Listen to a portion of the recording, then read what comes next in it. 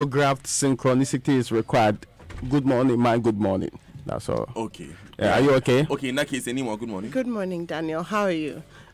I am blessed. And Raymond, the way you say good morning, I don't think anyone else can join you. No. So yeah, it's very much understood. How's the weekend though? Oh, wonderful. It was an amazing weekend. Exhausting, but amazing on all. Well, when I say amazing, I just mean it was a musical weekend for me. So anything music works. I did a concert. There was a concert. Did you know? At Dubai. It was a really good concert. EL. It was one of those underground type things. That's the concert you did in Dubai. Yes. No, because you said you did a concert. I said circle Dubai, right? This one. Oh, I didn't get a visa. I flew to Dubai. You don't even need a visa to go to Dubai, but whatever. My point is, anyway, it was a good weekend. That's great. I was working all weekend. I was in the newsroom, so yeah, it was one of those weekends. You didn't enjoy it? Oh, you did. Exactly. So it was a good weekend too. Yeah, but it was the kind of exhausting weekend that enters the week. But you enjoy weekend work. So you can't very well say things that will not make people go to heaven. You continue.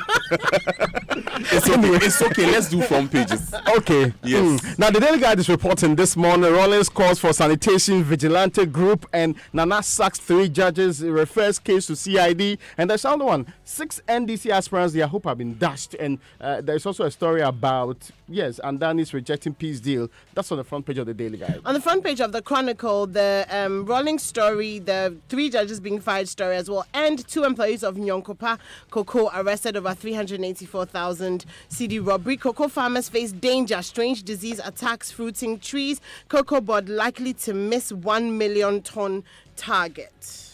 Now, the Ghanaian Times is reporting this morning, specialized sticker for luxury vehicles takes off January. So those of you in the 3.0 range, and there's a warning attached to it. You should be excited by the warning. The warning is that it's an offense for you to change the engine of your car. For you to change the engine of your car? Yes. So please, those days, if you thought that you are within the 3 to whatever range it gives in, and you want to bring it down to 2.2 or even 1.6, so don't put a Tico engine in your big car. So the people how would they? I'm just waiting to see the cars that we'll see as luxury cars around town. All right. So interesting, yeah. Also on the front page of the Ghanaian Times is 4 arrested in connection with murder of Prampra Mankralo. On the front page of the Today, Let's Police Our Environment, and that's Rolling speaking. Dadbon gets new regions and Nana axes dairy over Anas expose. Now, the New Crusading Guide is reporting this morning that Akufo-Addo fired 3 judges, but this time around they had over goat, sheep, and bribery scandal, and that's what the New Crusading Guide is saying. Paperless reform to suffer setback, and you heard Business Do the Unipass story that's connected to it. More relief for Ghanaians as inflation and fuel prices continue to drop. There is a police hunt for a taxi thief. That's also on the front page of the New Crusading Guide. On the front page of the Daily Statesman, NDC may throw in towel in Ejako. Sees legal small-scale mining is back. Licensed miners resume work today, but Ghana's fight against Galamsey goes on. That's the Daily Statesman. Now, the Gulf Street is reporting this morning. Ghana's leading corporations, Gulf Street Business, looks at the 17th edition of the Ghana Club 100, and Trade Ministry pushes for law to promote patronage of local goods. There's a story about pilot phase of state-supported housing scheme begins next year, and government will partner with private investors. There's a mortgage finance scheme which will be targeted soon. On the front page of the Economy Times, government to record 3.7% deficit end of year. Government develops 10-year capital master plan, and CD depreciation contributes to rise in debt stock. And our core value systems, attitudinal change, key to achieving Ghana beyond 8. This is according to the Vice President of the Republic of Ghana. The other story on the front page of The Independent is Ghana assures Burkina Faso greater cooperation.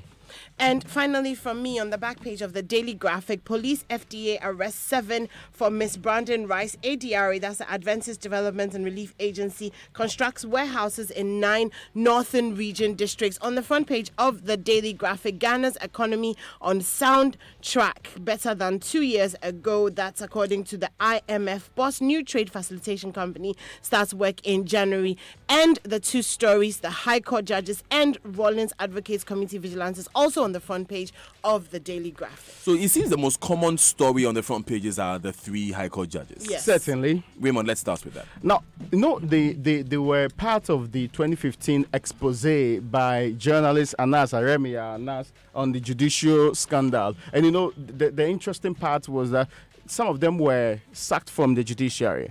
Others were suspended and later on sacked. They were first and foremost put on half salary. But 3 of them, 3 specific ones, be Justice Paul Utaderi, Mustafa Logo, and also George Aisi, all the 3 decided to go to court. They spent some time in court. The court ruled against them on several occasions, even to the Supreme Court. Then they took it to the ECOWAS Court and the African Human Rights Court. Now, the lawyer for the 3 is insisting that the decision by the president to sack them and also refer the case to the CID is unfair because the case is still before this ECOWAS Court. And on the 23rd, some form of a decision will be given in that particular direction. So he doesn't understand why you should decide ahead of the international court, especially when you are a signatory to the ECOWAS Court and also to the African Human Rights Court in this particular case. That is what you're saying. These judges were, they were filmed taking bribes. Yes, they took so many Allegedly. things. Yeah, not only the bribe is not only the money that is the issue. there were goats involved.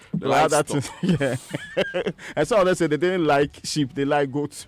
don't bring sheep close to my tent. And it became an issue in this country because many have said that the judiciary, there was corruption in there and they had been rejected by senior members of the judiciary. At the point in time, the former NCCE boss, Larry Bimi, Raymond Atukuba and co were virtually declared persona non grata in the judiciary because they had said there was corruption in there. And this came as some evidence to buttress that particular claim. And the 3 outstanding who were standing were these men. And looks like government has decided to let them go anyway. Or the last 3 standing. Yes.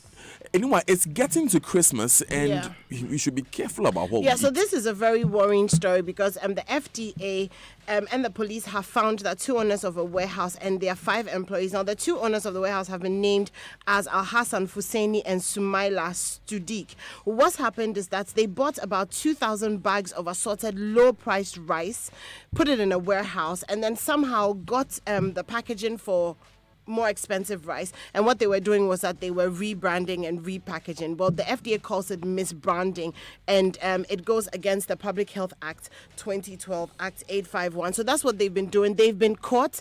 These low-grade rice, the names are Dio and Aroma rice. There's nothing wrong with them except that obviously they're not They're not on the upper side of quality in terms of rice. And that's what's happened. So they've been caught. The operation has been shut down. But the FDA is saying that we should be careful about what we're buying, especially, even when you open up rice and when you open up stuff, have a look at it.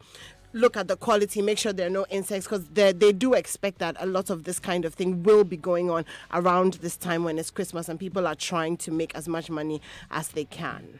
So the FDA is giving us advice. As always, I would say that beyond the advice, let's also see your officials clamping down on these activities. To be fair, they are, aren't they? I mean, the expectation is that we are going to see more of this on the market. Yes, and that's why I'm raising that point, that it will be necessary to step up your work. But kudos to them for doing that work and for catching these 7 people. Raymond, let's go to the NDC now. Now, 6 of the aspirants who were part of the people who first complained that 400,000 was too much for us to file to contest in the election came back later on with a petition that please reduce it further to 150,000. We've gone around the money we are struggling to raise, so please bring it down to our level. Even though others are, including former President John Dramani Mahama, Stephen Atubiga had indicated clearly that they were in the position to pay and make sure that because really for former President Mahama, people have lined up already, more than 420 of the people with 1,000 per person. They even go beyond that even before the deadline came in. But these people also demanded the extension of the deadline from what they call the actual date of the 13th straight down to the 17th, which they believe would have been a more appropriate time for them to raise the money. But the Daily Guide is reporting this morning that the NDC has said, no, we'd reduce it once because Council of Elders intervened. Now we're not going to reduce it further. Any other complaints you have, please jar it into making sure that you're able to get the money and come and pay as and when it's required. But as we speak this morning, we know that the former President John Dramani Mahama, Sylvester Mensah, formerly of the National Health Insurance Authority, Professor Joshua Alabi, formerly of UPSA, and also the former Trade and Industry Minister, Ecos Pilgabra, are all going to line up and present their cash plus, no, not the people that have actually stated that they are going to pay this morning, are going to line up and pay this morning. So we'll see, what's going to happen after that, whether or not the others will come up and pay, or they will also defer the thing. But if you pay 20,000, they say it's not refundable. So you don't know. You don't know whether you are letting go the 20,000 or going to raise. Interesting points there, Raymond. Anyway, let's talk about weapons now. Yes. So the National Commission on Small Arms is reminding everybody who owns a weapon, a gun, or any sort of weapon, that your license dies automatically on December 31st, 2018. And if you continue to use your weapon without a license, you are breaking the law, and you can suffer 12,000 CD fine or 10 years in jail. So do go out there, renew your license. The Small Arms Committee, the Small Arms Commission, what they're doing right now, though, is that they're really, really focusing on some of the border towns with Cote d'Ivoire, because the thing is that since there was war there, now there's peace there, they'll be looking for places to stash arms. So they're kind of expecting again another influx of small arms really into the town. So they're asking that people be vigilant and let them know. I seem to be doing a call for, citizen participation is important. Anyway, be vigilant and let them know, if you notice any influx of guns and stuff coming into town. But most importantly, all licenses are expiring 31st December. So when it comes to issues of our borders and how porous they are, it seems almost impossible to regulate, doesn't it? Yes, it is, because we have so many. The interesting part, at a point in time, we numbered almost 200 of the illegal entry points. Yes, that comes into the country at various points. And when we numbered them, I thought we were going to, we are going to make sure that we build, like Donald Trump, a big wall, I'm saying, to make sure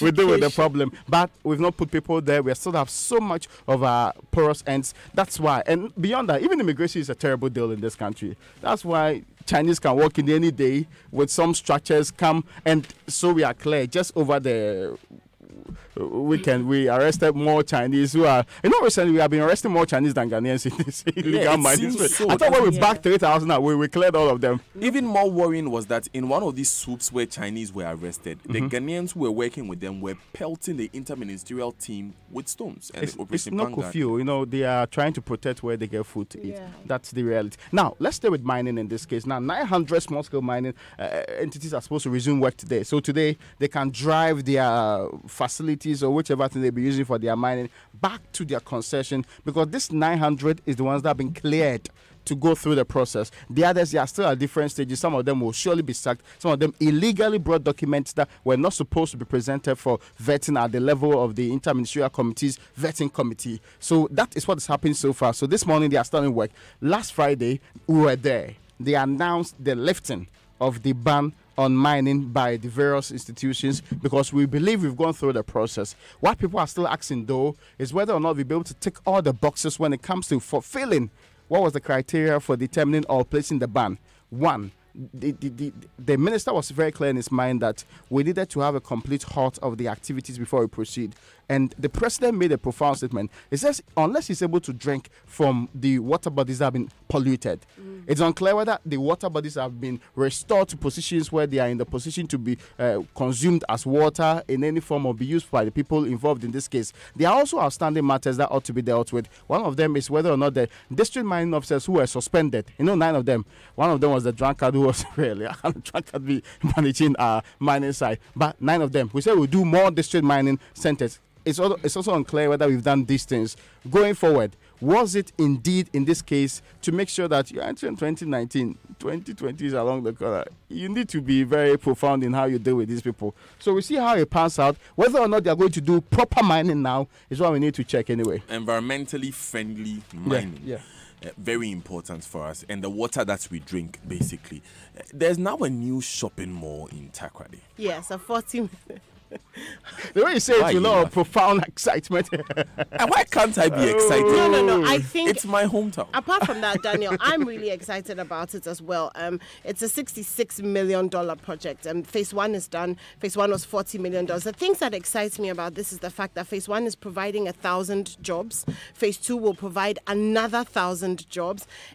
Shops like ShopRite have already committed to taking up space. But more importantly, what a shop like ShopRite, for example, has done is that they've given seedlings to local farmers so that local farmers can begin to grow fruit and produce that will then supply these stores. So that's the part that's really exciting for me, the employment stuff and the fact that they are planning to locally get the things that they need, not just fruits and vegetables and stuff, but Samira Baumia was speaking as well, and she's encouraging that we also get people to produce, clothes, shoes, pots, pans, whatever can be done locally, so that these local people are supplying them more.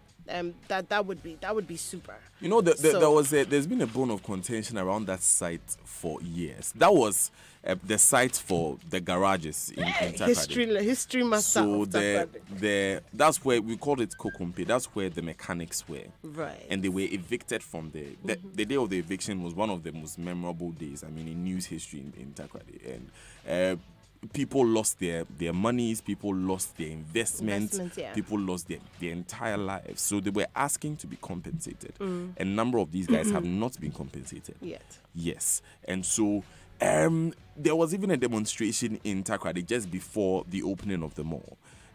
People demanding their demonstrations, people talking about how people have died. Yeah, their compensation, thank you. Talking about how people have died, talking about how the sites they were moved to, which is somewhere in Cancer Road, which is like, quite a distance to drive from the main road. This is in central Takoradi airport, right next to the airport, which is another issue, because the issues were being raised about how it's next to the airport and it's a low-flying area and what have you. But I'm glad that it's been open now, like you said, 1,000 jobs.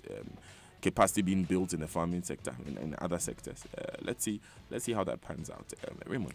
Okay, now let me bring you some other story to deal with drop in fuel prices and inflation is being a sign of better days ahead. This, according to Deputy Information Minister Pius Hajide. Now, he said it at the government does on Wednesday, Sunday, meet the press to tell you what's happening in the country. The Deputy Minister is saying that we've seen recently some drop in fuel prices around 6 to 9%, pushing the fuel to around 4.95, dropping down from the 5 cedi range. The expectation of government is that it's supposed to go down further between 5.8% and also 4.8% for diesel, and also the other is also for LPG. In fact, for LPG is 2.49%. That's what government is saying. But COPEC, the Petroleum Consumers Grouping, is contesting that claim. They are saying that they've spoken to the OMCs, the oil marketing companies. Apparently, according to COPEC, they've been given some directive that they should restore the price stabilization level, which was recently reduced, and it's been reduced like 3 times from 2017.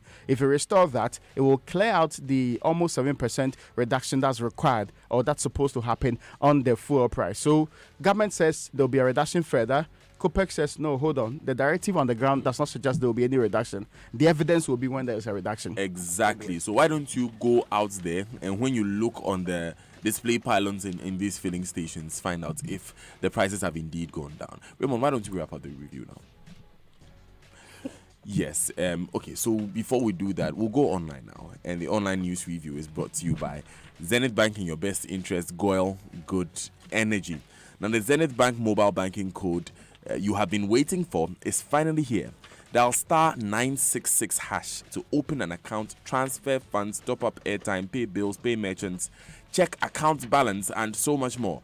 Banking is easy at Zenith Bank. Just dial star 966 hash, and this service is available to account and non-account holders. Zenith Bank in your best interest. And do buy Goyle fuel. Hurry and do so, because in the month of November alone, 720 of our customers have received their ultimate rewards from your favorite CIMG Petroleum Company of the Year, Goyle. Adepa Wofia Oye. George Crying of Ofankro has received 1,000 cedis worth of fuel on his Go card for the month of November and a weekend hotel stay for 2. Many others were rewarded with 1,000 cedis worth of fuel for accruing the highest points. So collect your scratch card anytime you buy Goyle fuel, 80 cedis and above. Dial star 161, star 4645 hash and follow the steps. Your loyalty rewards await you at the end of the month if you buy more fuel and accrue more points. Goyle Fienifi promo runs till January 2019. Terms and conditions apply. Goyle Good Energy, Goyle Yenara Yedia. MyJournal.com says Men's Gold staff reacts to its greed comment by Finance Minister. Now, the Finance Minister said earlier government had no intention of bailing out customers of the beleaguered investments company. He was speaking at the 10th Capital Markets Conference in Accra, and I'll read the quote. It's not in the place of governments to refund or get your money for you. Now, the workers have put out a release. They are saying that it's a very insensitive, sad, and a total disrespect to clients. That's what exactly they said. So it's on myjoyonline.com. You can go and read that story. There's an op-ed. Can ex-presidents run for office in Ghana? A constitutional analysis by Professor Seth Apiapoku. Interesting one, since there's a debate about the eligibility or not of Mr. John Mahama, former President John Mahama. AdomOnline.com has an audio. I'm a co-founder of Heirs Church, but pastor's wife explains conduct. Now, the wife of the late head pastor of Heirs Church as Bubuasi in Accra, who disrupted service, has explained the motive for her conduct. You want to know what happened at the service? You can go on Adam Online. She disrupted God's work. She disrupted the service. BBC.com. HQ Trivia and Vine co-founder Colin Crowe dead at 34. Oh, that's terrible. You know Vine, the social media app that allows you to post videos and share them. No, I don't know. Nope. Okay. No. We need some younger people in the house. Look for Vine videos. Do it for the Vine. It became a thing. I mean, lots of very, very funny Do videos. it for the Vine? Yes. The only Vine I remember is Vine Song. I thought you were going to say the Vine of life or something like that. No, Vine. Okay, so we are going to take these important messages, but Raymond, bring us the last story before we go. Now let me bring you a story about how the Trade Ministry is pushing for a plan by the state to make sure that the patronage of local goods are protected. This is because they want a law that will protect Ghanaian businesses, a law that will insulate it against unhealthy competition from outsiders. In this particular case, there's a huge talk by even the quest to have more of these one district, one factories coming on board. There's a fear that if the products going to be produced are going to have competition from outside, they are going to suffer. So the big institutions that will bring in the big products will have it cheaper from China and the other countries. They are insisting that, please, if there's a law that says that local products should be purchased, like they should extend the local content policy to the local products, and that's the law that they are demanding. All right. There's also another one linked to this, the call for kente weavers in Borneo, that please, government should stop the Chinese from bringing in fake kente because the original one is suffering in sales. All right. Thanks, Raymond and Enimwa. And see you later on the show. We are preparing for JoyFM Family Party in the Park coming off this weekend. Yes, it's going to be just 25 CDs for a family of 6. Join us. Let's have some fun this Saturday at the Legon Botanical Gardens. We'll be back with the BBC News after this. Stay with us. This was Kwame's Life before Interplus